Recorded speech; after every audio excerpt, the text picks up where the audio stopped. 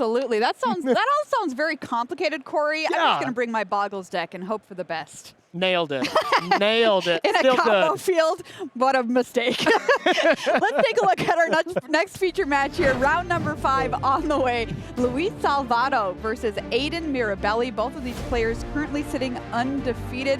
Both teammates on Team Cosmos. Heavy play. Eldrazi Tron versus Tameshi Belcher in the hands of Mirabelli. Luis Salvatto, getting to know him here, really knows how to win one of these modern Pro Tours. Did it in 2018 at Pro Tour Rivals of Ixalan with Lantern Control. Top 8 at Mythic Invitational in 2020. Top 8 at Shadows over Innistrad Pro Tour in 2016. So a really great player with a really great start here this weekend. Up against Aidan Mirabelli, Team Cosmos heavy play. Like I said, these two are teammates. This is his second Pro Tour start, went 8-8 at Pro Tour Final Fantasy. Hoping to do better here this weekend, off to a great start so far. There's the players. What about these decks? Yeah, so let's take a look at the decks. These are going to be familiar matchups as I was just talking about them, but as I was talking about stock lists, these are not stock. So let's take a look first at Luis Salvatto's list. Eldrazi Tron, but we're seeing a very new card that we're seeing in a lot of these Eldrazi decks, and that is Portent of Calamity. A really spicy card that allows you to, well, kind of tutor for anything, pay a lot of mana because, well, your deck generates a ton of mana, and still, you're a Karn the Great Creator deck, you're trying to ramp into Ugin, Emrakul your opponent, do the normal Eldrazi stuff outside of that powerful Bloomburrow sorcery. Taking a look at the opponent, this is Tameshi Belcher. Once again, not very stock. The one thing that you will not be seeing here is Pelagi's Archaeologist, Thundertrap Trainer, those kind of 2-drop creatures that enable Flare of Denial. So no Flare of Denials in sight. Instead, we're just playing a lot of good cards. You know, you're playing Preordain, you're playing Stock Up, Unable to Scream, as well as Spell Snare, and even good old-fashioned Counter Spell in the top right-hand corner of your screen here. So I really like this list. Very innovative. I believe only 4 players in the tournament cut those 2 creatures from the 2-drop slot. All right, which one of these decks do you like better in this match, Corey? You know, it's pretty tough, but I want to give it to Eldrazi Tron just because if you land Karn the Great Creator, not only is it going to search up a problematic threat, but that static ability shutting down artifacts, pretty good against Goblin Charbelcher there, Maria. I'd say so. It's time for round number 5. Marshall and Paul are in the booth with the call. Thank you, Maria. Welcome back to the booth. That's right. We've got artifacts. We've got almost a mono blue mirror here. There's a little bit of colorless that popped up on the graphic there, Paul. Yeah. We got the Eldrazi deck here. And this is really interesting because both versions are trying to do their own thing. But in this particular tournament, both decks are actually playing a little more interaction to be able to deal with the field, which has a ton of combo. And those interactive spells are actually very good against each other. So curious to see which one's actually going to come out on top. Yeah, maybe they both stop each other, and then we see what's left over? I'll go with Eldrazi then. Yeah, I think I like that in that case as well. And yeah, so we've got Eldrazi Tron versus Tameshi Belcher in the feature. Luis Salvatto and Aidan Mirabelli are facing off.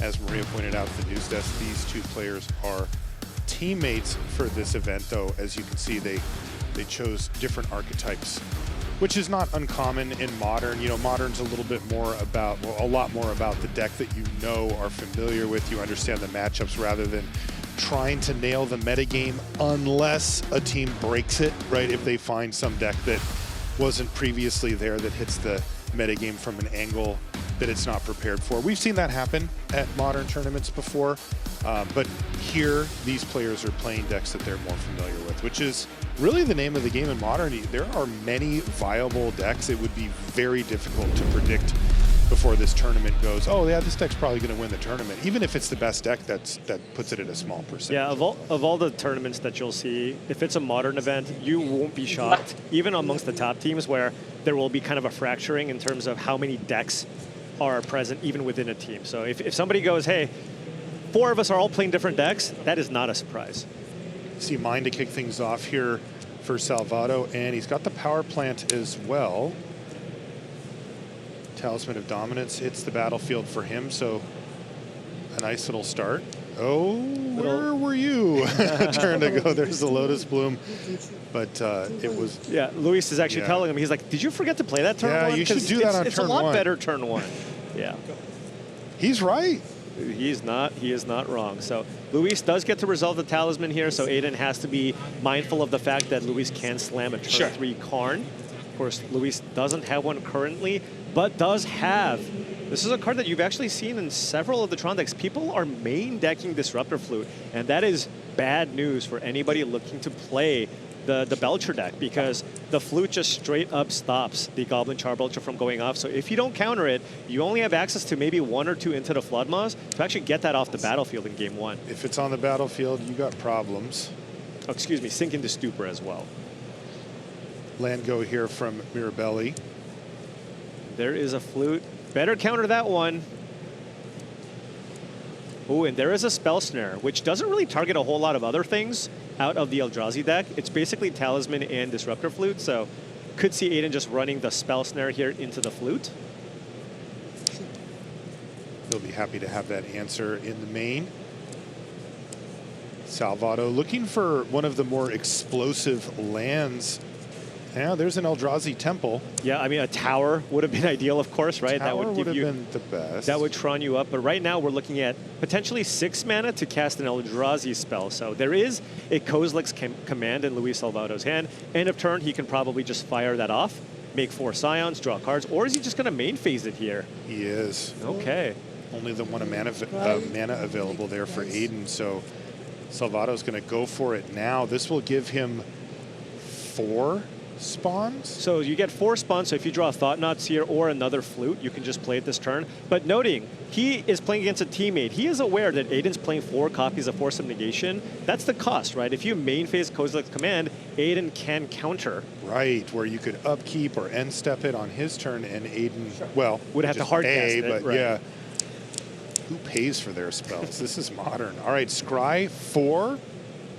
Draw a card. It looks like that. Not going to want the island or the power plant. There's another Kozilek's command. Might be interested in that.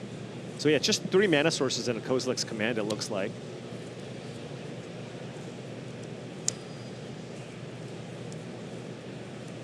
Three bottom.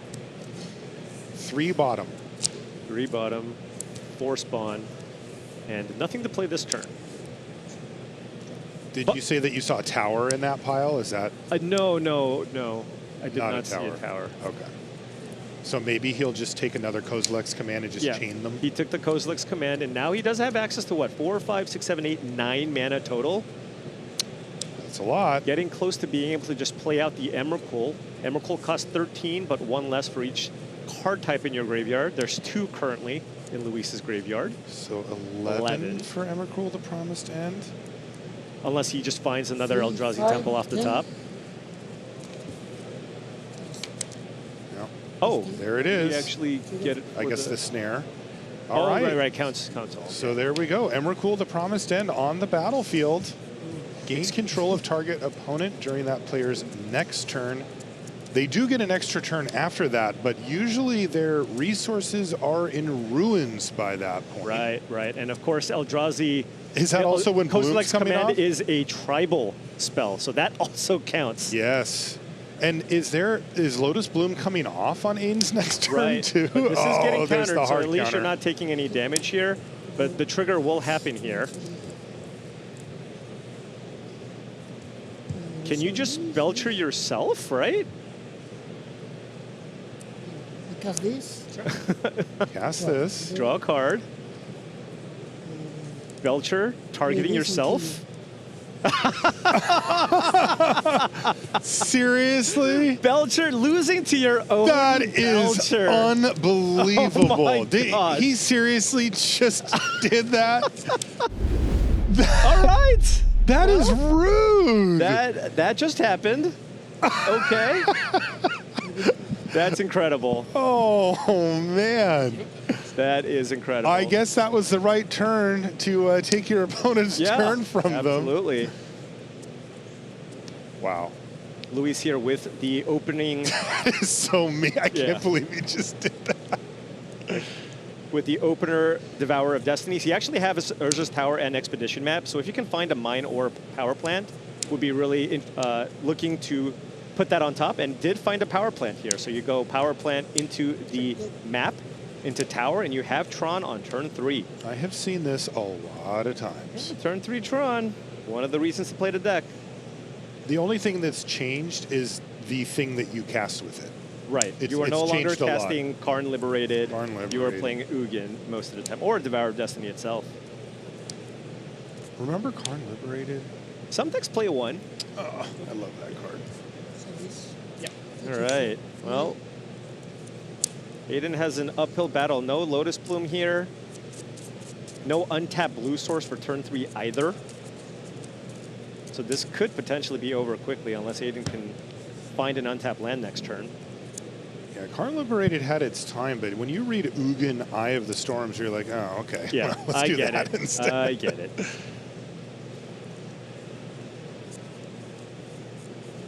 Yeah, and Luis doesn't have to at least worry about dying this next turn at all. Aidan is far from being able to just play Belcher and activate. You need the 7 mana. You need to get to the 3rd mana to be able to cast War of Invention to get the Lotus Bloom. The Char Belcher deck is just a turn 4 deck. It is funny. I guess in this particular spot, you may prefer Right.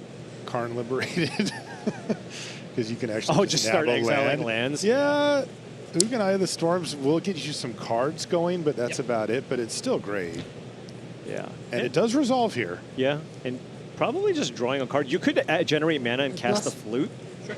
But I like just drawing a card here, just because you're just not concerned about Aidan comboing off here. Right. If Aidan had 3 mana here, Yeah. that would be a different story. With 3 mana, he could go War of Invention, untap, land, Belcher, kill you. Yes. And in that instance, Luis would just play out the flute. War of Invention for a Lotus Bloom. Right. Speaking of, These looks delayed like Lotus that was Blooms. the draw step there for Aidan as he puts Lotus Bloom on suspend and says go no land drop. Yeah, but this is This is going to be tough. over quick if Luis gets to draw 2 cards a turn and has access to, 8+ mana every turn. Right, every turn, you're just drawing more cards, developing more mana. If you just find multiple flutes, that's hard to deal with. If you find a Karn, and there's only so many counters, and Aidan's not drawing any cards here either. Yeah, Aidan's just going to fire off Spell Snare on Talisman of Dominance just because it's a target. Right, and now there's a higher likelihood that the flute will be able to resolve, right? And you can name the Charbelcher there. Also, Ugin's firing up for The ultimate. here as well, Yeah. which it's already there next Right. turn. Easy perfect. All right, Portent of Calamity, the new kind of tech card here from Luis Salvatto's team. And how much was it for? It was for 5, so if you hit 4 different types, you get to play one of them for free, and I think he got there. He did. He got instant, land, or tribal spell. And wow, and then the Karn Great Creator is going to Wow. lock things I up definitely there got for 3 the Luis first game. Salvatto. We had the win. I had to win. Man, they are teammates. You wouldn't know it. Right. That was a beatdown. That was an absolute beatdown. I think the only thing that Aidan could have done in that particular match was game 1, where Okay, Luis they like each other. So Yeah, yeah. They're fine. They're fine. where Luis Salvatto went for the main phase Kozilek's command, and if he did cast the Force of Negation, all of a sudden you're not even close to casting that Emrakul, right? But at the same time, because Luis's deck also plays Karn, because it also plays Disruptor Flutes in the main, there's so many things you need to be mindful of and so many cards to counter. It's the Eldrazi deck really kind of overloads you when you add those 3 flutes to your deck. Yeah, that's right. Wow. Also, that game 1. Belcher, yourself? Unkind Why are you gesture. hitting yourself? Yes. Why would you do that? All right, well, we've got more Modern Magic for you right now. Let's head back down into Luna Eason versus Zihao Ji. And as you can see, both of our players here are on a 3-1 record. Azorius Blink versus Esper Goryo's. We're going to see a lot of Goryo's Vengeance decks here, aren't we? Yeah, we definitely are. I mean, it's the most popular archetype kind of coming into this. Luna's team, however, part of Team TCG Player, they actually just, they're playing kind of that Esper Blink shell. It's kind of the more fair shell, but they actually just got rid of all the black cards entirely and playing almost entirely white cards with blue for Quantum Riddler. So it's a little more aggressive. It plays a little more disruption, right? Because you're not trying to combo off with Goryo's Vengeance. But this is actually the matchup that they were most concerned about. So playing against it in this round, you know, when I talked to Nassif, who kind of mostly championed this deck, spent a lot of time building this deck, this was a matchup that he wasn't really that fond of. Do you mean not that fond of now that the changes have been made, or the reason that the changes were made? What do you? Do you mean that Nassif doesn't want to see this matchup now as the deck is constructed, or this is why they built the deck? They did not expect as much Goryo's Vengeance coming into this event. Wow, they missed that one pretty bad. Right. Okay. Yeah, this one plays out. How would you describe it? Aggressively? Is it an aggro deck? The blue-white blink deck? Yeah. Yeah, I mean, you're playing cards like the Oscillate Pride, so you kind of have the ability to just potentially run away with the game, right? It just kind of puts your opponent to the test. If you can answer the Pride, if you can't answer the Pride, I'm just going to be able to just eventually overwhelm you with cat tokens. But if not, I mean, you can still play the blink strategy. You do get to play with Philia, you still play Ephemerate, and you still play Quantum Riddler. So you still have that package intact, but you get to also just play more one-drops and try to be a little more aggressive.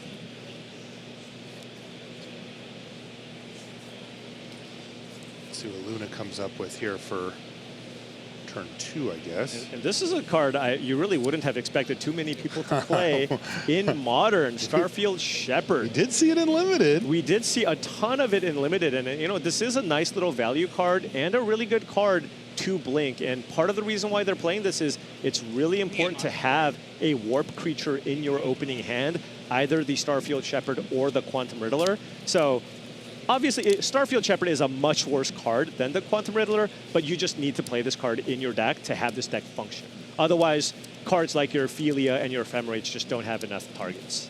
That makes sense. And the stuff you're getting with the Starfield Shepherd's really powerful. I mean, getting Oscillate Pride, Mockingbird, strong options.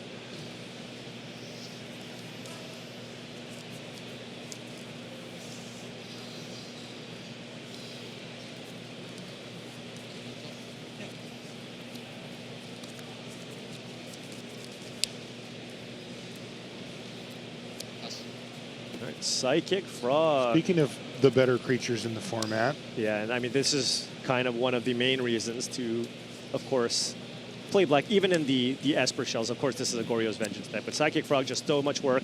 It also synergizes super well with Quantum Riddler, right? When you get down to like 2 or 3 cards, you just attack, damage on the stack. You can pitch down the 1 cards with the Riddler in play, draw 2 cards. So you can do some pretty nasty things where the Psychic Frog, just by itself with the Riddler, can just win you the game. Speaking of Quantum Riddler, we see the Arid Mesa get cracked for a Plains, and well, we know it's coming. Right? Yep. I mean, Zihao is the value train rolling. Zihao is tapped out here. If Luna goes for the Ephemerate, Zihao, however, might have Force of Negation, right? That would be the way to counter the Ephemerate, and you certainly would be. It would be in your best interest to counter this Ephemerate here. Right, and that is exactly what's happening here. Force of Negation. But again, this is an outcome that Luna can live with. It's still a 2-for-1. Yeah. But of course, at the same time, you cannot let this happen if you're on Zihao's side. You can't just let a Quantum Riddler get blinked with the Ephemerate. Right, and then it's coming around next turn too, and it's just over. Yeah, and you still get the card back because you do have that Psychic Frog in play. So you pitch the blue card, but you get it back here. And now, I mean, the coast can potentially be clear here if Zihao has an Atraxa in hand or something, along with the Goryo's Vengeance. I mean, that's just going to be way too many cards here for Luna to fight through.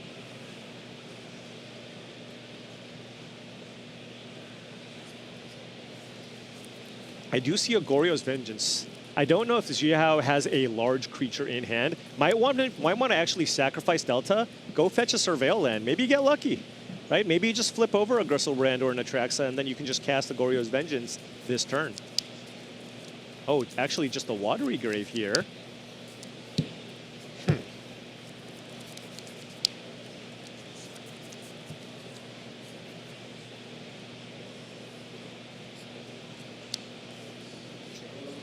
Looks like a Quantum Riddler.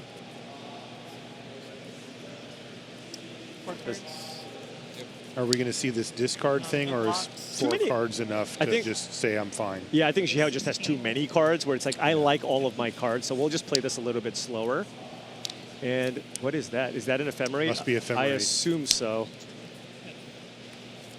Oh, and that is an Atraxa. So Zihao did find Atraxa and has the Goryo's Vengeance in hand here and got to resolve the Quantum Riddler. So now this is just so Wow. much here for Luna to deal with. Luna needs to have her combination of Solitude plus Ephemerate or something along those lines to be able to deal with what's in play right now.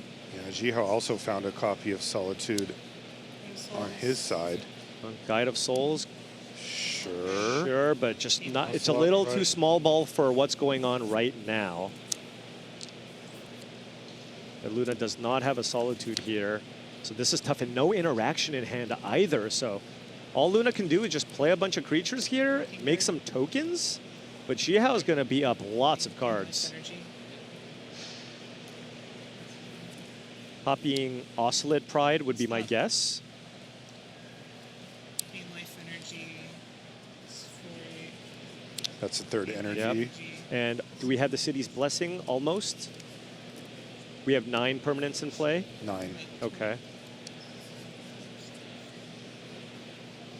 Yeah, both of the warped cards are exiled, and then that's just an energy counter. Yeah, I mean, that was a really good turn for not having disruption. You know, Guide of Souls plus Oscillate Pride has proven itself to be a really powerful 1-2 punch, especially in the Boros energy decks, which we've seen already. But are we going to see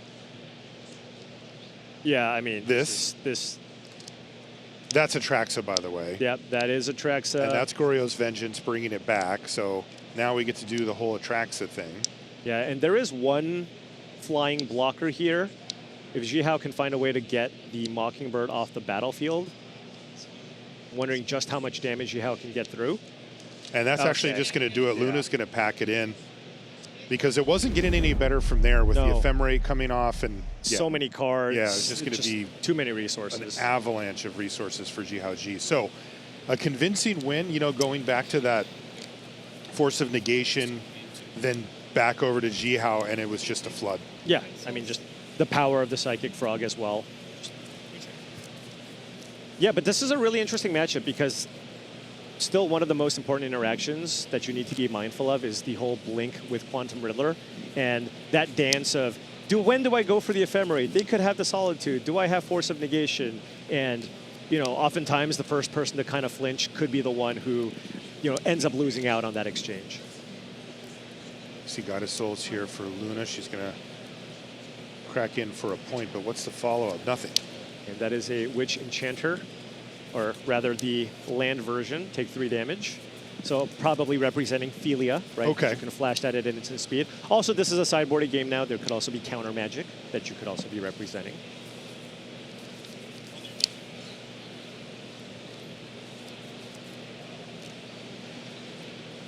Zihao with Prismatic Ending.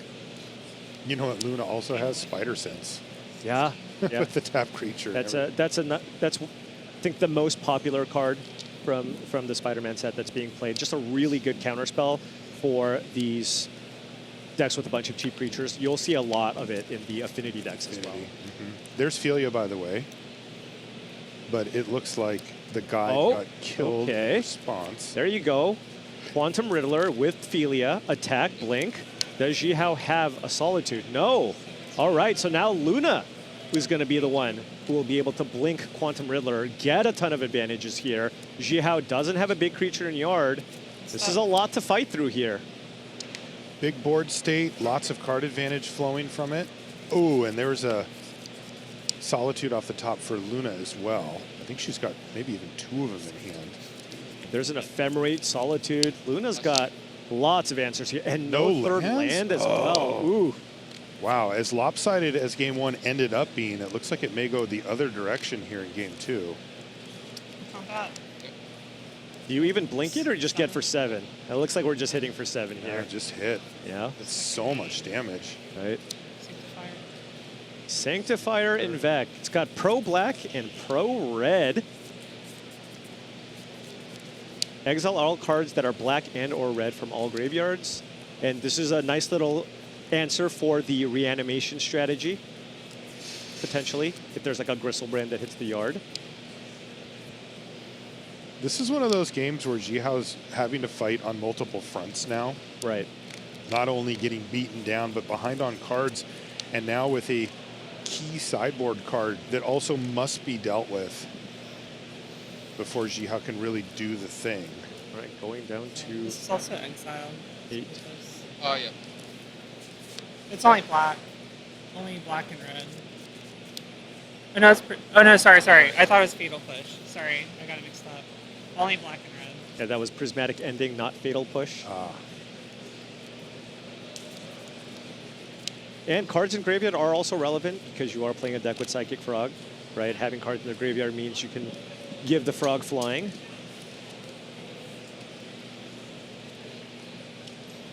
It's really just like a jump, right? Until end of turn, yeah, playing until end of turn. We call that jumping. Okay. Yeah, so Zihao is probably going to go for an ephemerate if he has it, but... Yep, he is. But there it is. Solitude's going to come in. And it resolved. Take care of business. And we're going to see... Are we going to ephemerate something? It would be lethal, Yeah? right? Yeah, so that is actually just going to be game number 2. Going to Luna Eason. 2 lopsided games. Boy, once the card advantage gets rolling with those ephemerates, it gets... Yeah, just blinking Quantum Riddler is just so ridiculously powerful. The first person to kind of get that going, if unanswered, usually wins the game.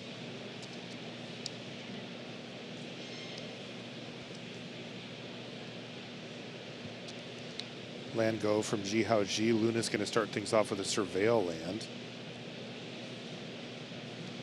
Ooh, interesting. Binning the Solitude, so... I wonder what Jihao's going to make of that. Yeah, I mean, you have to think probably Luna has one already in hand. Just because of how important Solitude is at answering a turn 2 Psychic Frog, having answers to opposing Riddlers with ephemerates. It's just so important to have that first copy of Solitude.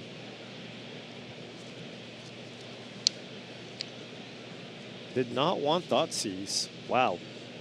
Must need lands, right? Because Thoughtseize just seems so strong to play this turn while Luna has a tap land in play. That's wild. Both players getting rid of really key cards. Right. Solitude and Thoughtseize. Yeah, I mean, you just have to assume that both players are light on lands if they're doing something like that. Okay. We're going to see the Sanctifier here. That exiles the Thoughtseize. So it does resolve. Yeah. Does it get to stick around?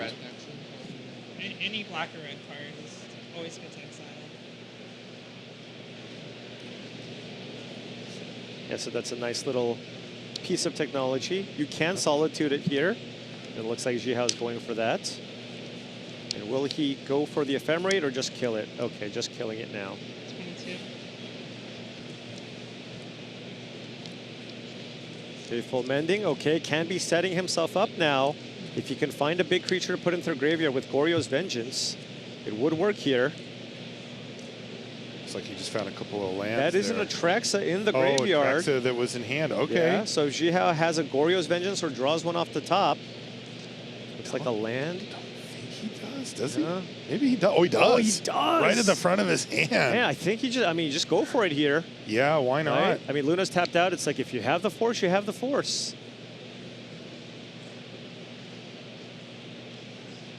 He may crack a fetch land first here. Yeah, that's what it looks like here. Thin out the deck. You're going to play the third land this turn anyways. Keep up the mana that you think would be most, the land that you think you would be most likely to want to keep up, right? If you hit a Thoughtseize, you certainly want to cast a Thoughtseize. So black mana, and then I'm assuming there's some use for blue. Right, I don't know that.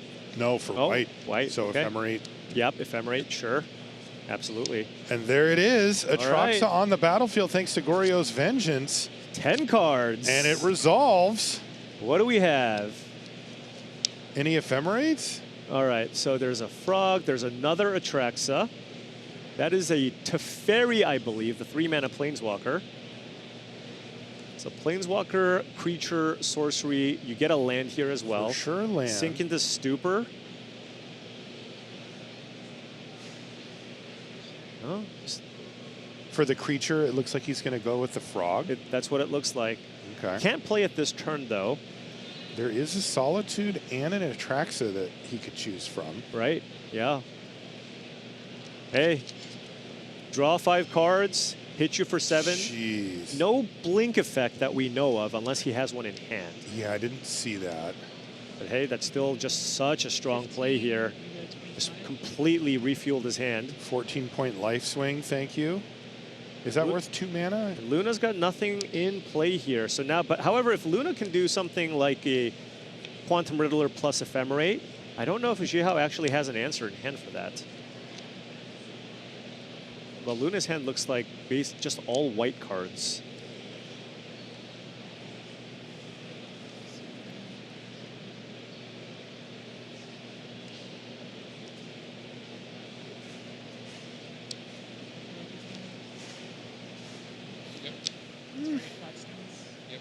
Okay. Could be anything. Yeah, and that's Is it a it's the White Orchid Phantom. white? Is it a White Orchid Phantom? Yeah, because Luna targeted her own Flagstones of Trocaire. Yeah, you're right. So you get to now play it, kill your own white Flagstones of Trocaire, then you can get a basic land and also the Meticulous Archive off the Flagstones of Trocaire. So a little bit of a ramp here. But, you know, it's ramping you, but is that powerful enough, right? Right, You're just right. like, you just put a 2/2 in play, and Jihao's just drawn 6 cards. That is yeah. Luna's going to have to make an incredible next turn. Right. Like, this has to be the setup turn. Okay, and an Ocelot Pride. I'd go.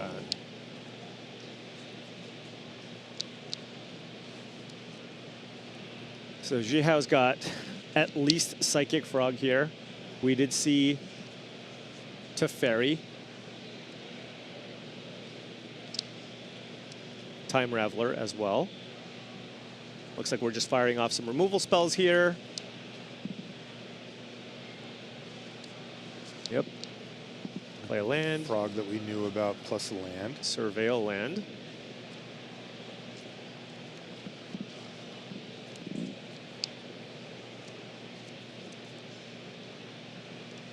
So it's a spell. Is it good enough? It's close.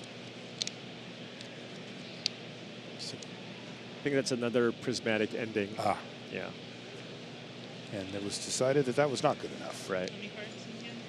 So Luna does have a Solitude in hand. Might want to just go ahead and get that frog off the battlefield here. No way for Zihao to protect the removal effect. Can't force a negation to Solitude, and you're totally tapped out, so you can't Ephemerate.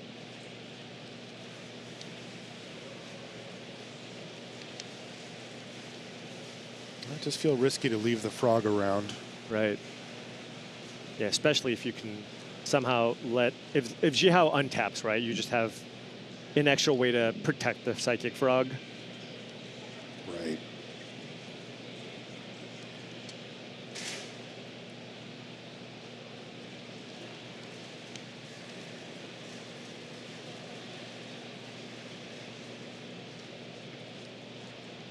Zihao really went all out on his cards. Just did like a Google search on alternate art and then just put it all into his deck. Yeah, there are many ways to express yourself in our Sure. game. Okay. Attacking just to see if Zihao will discard a card to eat it. It's free, look at it. Go But for it. of course Zihao knows, I mean, Luna put a Solitude into the graveyard, right? It's just so likely that she has one here. Right. So you're at 25 life too. You can just take the 2. Also 5 mana. Right. All right, well, Zihao is gonna force the action here. It's like, okay, if you're gonna Solitude, I'm gonna make you Solitude, and I'm just gonna discard a card that I don't need. And I was like, all right, well, All Solitude. I'm fine with this as well. Yeah. Oh, Subtlety, okay. Oh, sweet. Wow. We were just talking about how Force of Negation, those type of spells That doesn't don't work on work. Solitude. But Right. Subtlety does. Subtlety does, oof. So now the frog gets to just humph. And Subtlety, by the way, was not revealed by the Atraxa. No, it was not. Wow. That's brutal. Also hard cast Solitude, so that's all the mana for the turn here Right. for Luna. And now this is also a hit from the Frog. Still has that Faithful Mending in the graveyard as well. Cycle through deck. And also Teferi, which shuts off all the instant speed shenanigans.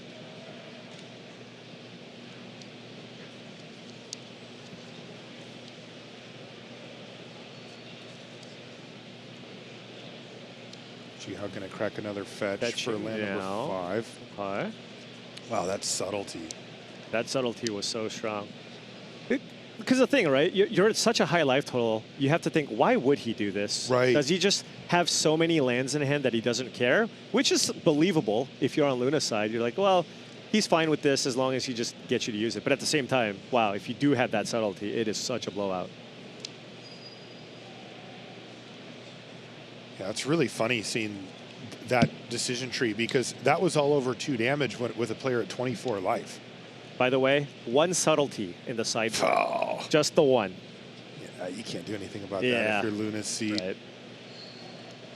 There is that Teferi Time Raveler? That is the Teferi Time Raveler. Alternate. Oh yeah. Old frame. Oh, 100%. That looks pretty sweet as an old frame card. Yeah. Drawing a card. Keeps up white mana. If you draw Thoughtseize or Ephemerate, so Godly Shrine is the land that you want to keep up. A lot of lands actually in Zihao's hand. Did Luna put the Solitude on top? I don't know. Yep. Yeah. Okay, did. And now you can't flash the Solitude in. Because of Teferi. Yeah, because of Teferi. So you just kind of have to Just main. jam what you need to here main phase. And I mean, that was the 1 subtlety, so there's nothing else really other than, of course, Ephemerate on the Psychic Frog. Just to save it. Yeah. Because then on the following turn, you know what Zihao can do with the Psychic Frog? What's that? Jump it. Nice, Yeah. because frogs jump. Yeah. Good job, Paul. Yep. I'm learning. Flavor.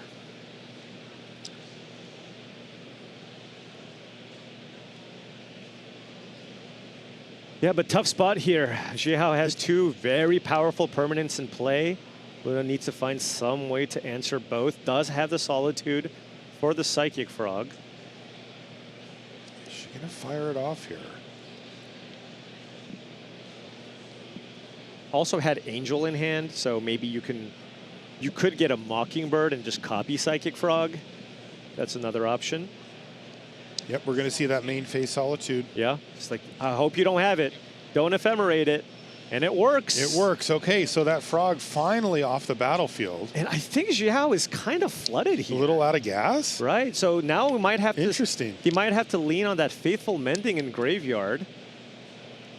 I do actually see a Goryo's Vengeance in hand. Yeah, is there just nothing good to get?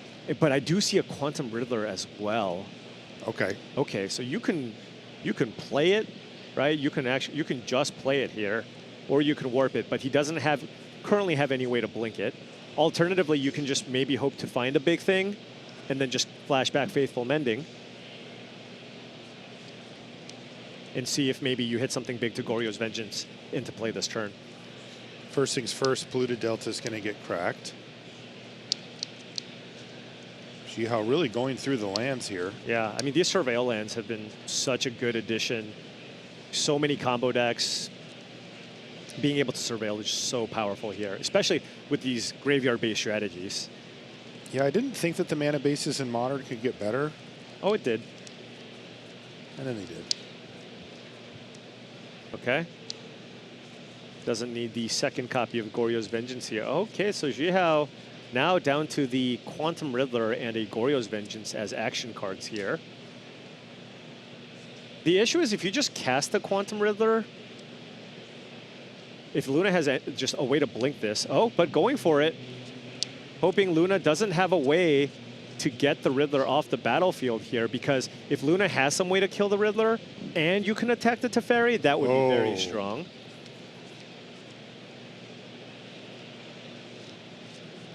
Is there a way? So I see Ophelia, but of course that is a delayed blink effect, so that wouldn't work here. I don't think Luna has something here. battlefield shepherd. Right.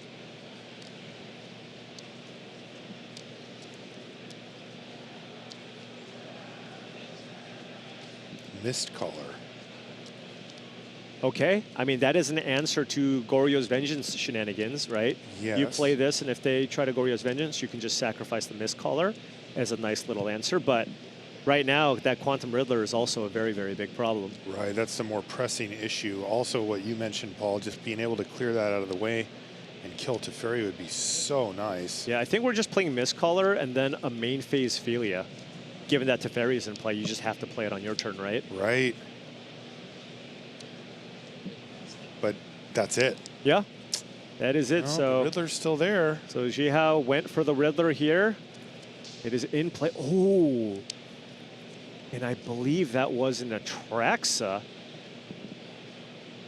Are one of the lands a Hedge Maze that's in play? Oh, It's really that's hard to interesting. tell. Yeah. But this deck plays one copy of Hedge Maze because if the games get grindy like this, Then you when want you that hit green. 7 mana, you can just hard cast the Atraxa. Wow. And this is land number 7 coming down for Zihao as well. Is there anything left to get? It's been a lot of fetching. I would hope that the deck has 7 lands to cast Atraxa. So I would say minimum it probably has, unless there are some lands in the graveyard. Okay, so there is a land for Zihao. And yeah, I think that is a Hedge Maze, and that is a hard cast Atraxa. Atraxa. There it is. Oh, man. Wow. More This value. caller, eat your heart out. Yeah? This is huge This for is so Zihao. much action. Just separate. Oh, hits a lot of creatures, actually, and you can only choose one of them. And that's prismatic ending there on the... I think that might be an ephemerate because he put it with the Faithful Mending. So I think Those are both those are instant. instants. There's the land, and then there's Wow. So it's a going bunch to of be 3 a cards. creature, an ephemerate, and a land? Yeah, that's what it looks like. It's actually on the low end. Yeah, it's just Probably the 7/7 flying lifelinker that drew 3 cards. Yes, but it can go crazy, right? Right. You can certainly draw way more cards. We've seen Zihao draw 6 cards. Right. With the And with Atraxa ephemerate, support. Right. you know, coming maybe next turn. I mean, you could also just take Atraxa in case this one dies and just play another one. That's also an option. But also just firing off Solitude. And with Teferi in play, you know that Luna can't do anything in response, so you can just kill the Philia. Yeah, and that's exactly what happens here, Paul. Main phase, Yeah. evoke Solitude. Wait, how is Yeah, he it's okay. casting this? He exiled the ephemerate. Oh, okay. Oh, with the Solitude, excuse me. I thought Right. he was casting the Ephemerate. Yeah, Yeah, other way around. right. Yeah, just getting that Philia off the battlefield. No shenanigans there from Luna. Yeah, and this just, I think this is just far too much to handle. Like, you have the graveyard angle, but what does it matter when your opponent can just start hard casting all of the big creatures at this point in the game?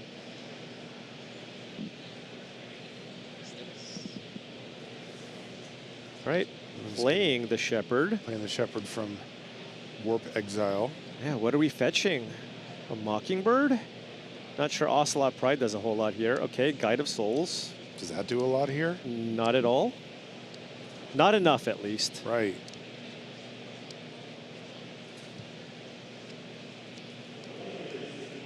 Yeah, Zihao has been able to do much more powerful things this game, but still hasn't quite gotten to that tipping point, you know, where it's like multiple triggers off of these card draw engines. Right.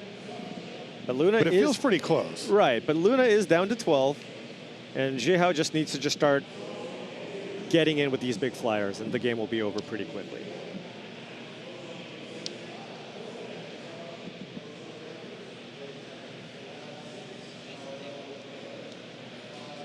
Oh, flashback, Faithful Mending. Okay.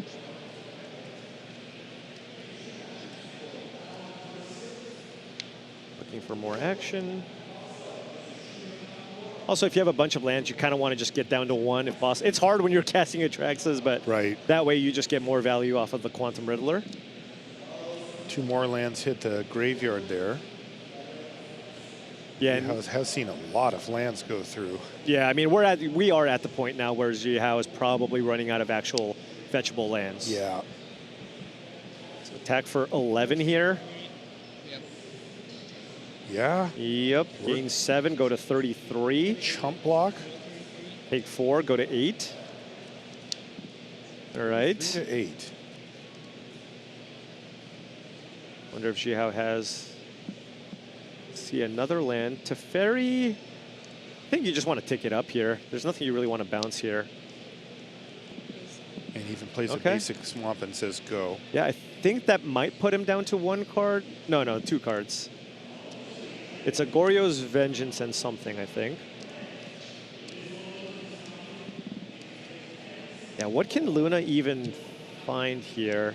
I suppose an Ephemerate, just some way to get that Attrax off the battlefield would be a start. Or just another Solitude to cast.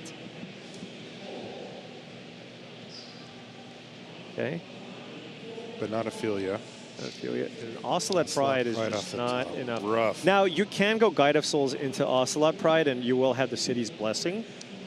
So you'll gain a decent amount of life and make a decent amount of tokens here. The issue is they don't fly. Right.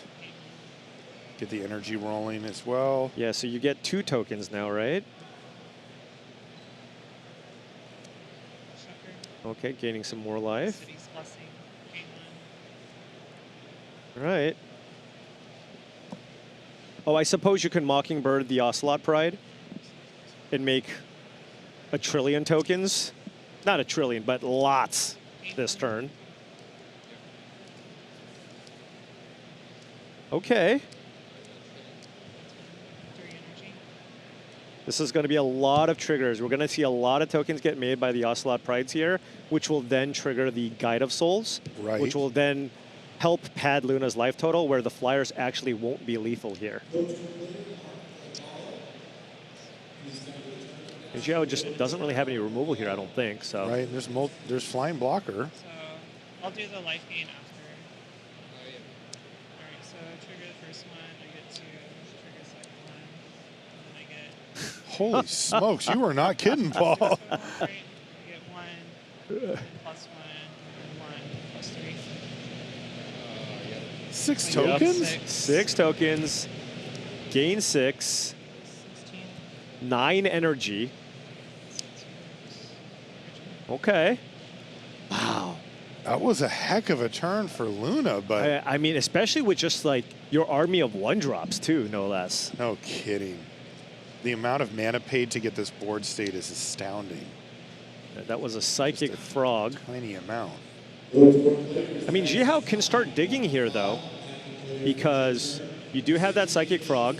You have the Quantum Riddler in play. You can discard down to 1 card, then minus the Teferi, and then that'll draw you 2 cards. Wonder if Zihao potentially has any sweeper type effects out of the sideboard. There are Wrath of the Skies, and if he can just find a Wrath of the Skies, that probably just seals the deal. Just finish the game Right. in the air. Who wins if the game keeps going the direction it's been going here? Like this is I would give it still to- Zihao? Well, I mean, that's the thing. Luna's gaining, feels like Luna's gaining more than enough life to just be okay taking all this damage. And I mean, at some point, Luna's just going to have so many tokens in play where, you know, this could be a spot where Luna could maybe turn it around. Wow. I remember I was talking to, Nassif about this particular matchup, and he was saying, yeah, I mean, the matchup can be tough, but sometimes they just can't. They can do their thing, but they don't just kill you immediately, right? Right. Zihao has done the thing. Yes. He's played Atraxa, gotten to play multiple times, actually. Yes. Luna's still in this because, Luna's just able to gain a bunch of life, and if you don't have enough interaction, like, maybe you can find a way to grind through this. Teferi was used to bounce the guide. Did he discard with the Psychic Frog? No, it doesn't have a Psychic Frog, excuse me. Yeah. Oh, that looks like a Wrath of the Skies, Marshall. That's Really? got to do it. That is so big. I'll sacrifice. Sacrifice the Mist Caller. Cat's down. Destroy each artifact, creature, and enchantment with mana value. 1. We'll go with 1. one. One or less. And that Yeah. is going to do it. Zihao Ji finds that critical spell. You called that one out, Paul. And it did make the difference that time. As you said, you know, maybe the scales were starting to shift ever so slightly back in Luna's direction, even though that game looked pretty lost there in the middle part. But I actually, But, yeah, and that's the thing. This is why this is the matchup that they did not want to play against.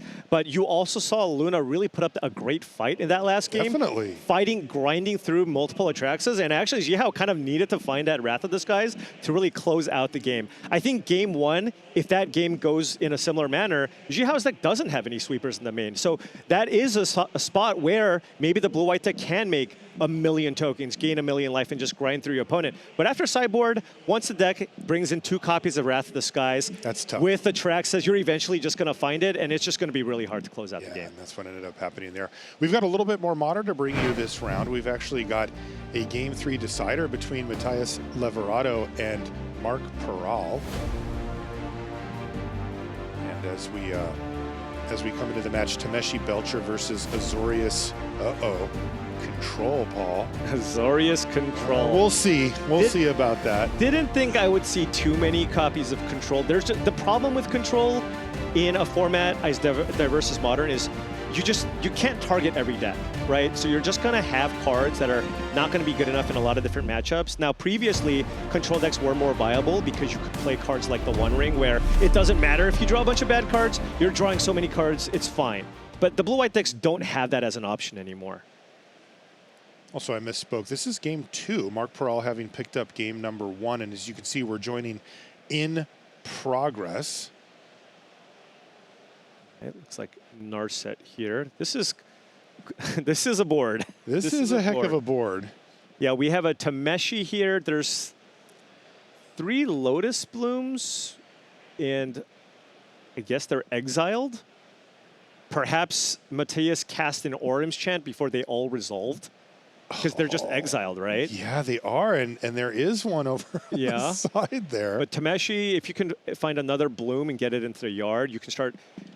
Each land basically turns into a ritual effect. You pay 1 mana and then get a Lotus Bloom from your graveyard into play, and then you draw a card on the first activation every turn as well. But of course, with Narset in play, you can't draw the cards. The extra ones. There's Tameshi. Is Tameshi going to attack? It might just trade with a Kahira here. Also, there's a Disruptor Flute on Belcher, so Marc's got a lot that he needs to fight through.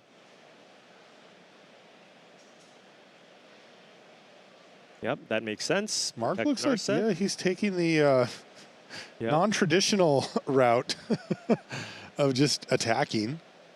Oh, and there's a replacement Tameshi as well. Okay. Oh, sacrificed the Hope of Girapur. Oh, I'm getting it back. Okay. Getting scrappy. When you sign up your list with Tameshi Belcher, slamming in there with Tameshi wasn't really top of the order, but here we are.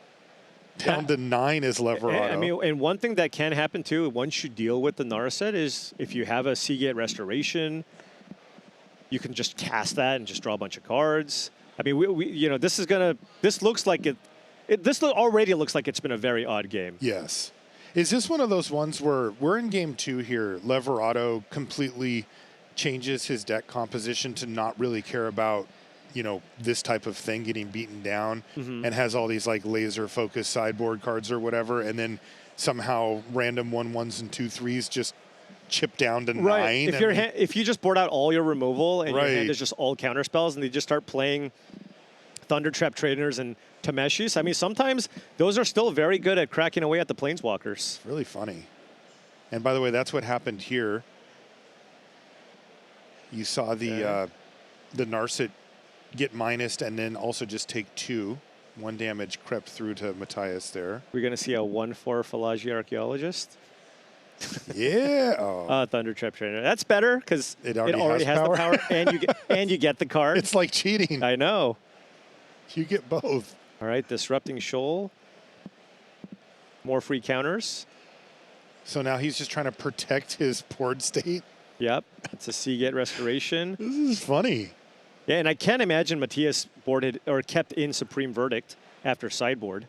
Right. You're just going to probably keep some spot removal spells at best. So Marc feels just fine Yeah. flooding the board with these little 0 and 1 power creatures. I mean, what is there, 4 power out there? Is 2-turn clock? Yeah? Is this happening? How was Marc down to 8?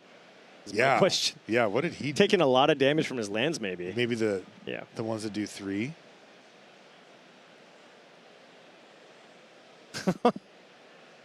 Did he just concede? I think he just conceded. He's like, you know what? I can't beat a 3-2. Don't have answers. I can't beat a 3-2. Wow. Wow, Marc Peral finds the route to victory going against the namesake of his list. Yeah, the thing is, the Belcher deck doesn't really have a great backup plan, but I guess this could be one of them in this particular matchup. Sometimes Well, you can just attack. Yeah, I mean, I would say you're still probably in the not great backup plan territory, but there was a backup plan. So. There at least was something there. Yeah. And it was just tough because Matias's hand just didn't have a whole lot going for it there. So it's like, right. But it's crazy just because you can't imagine.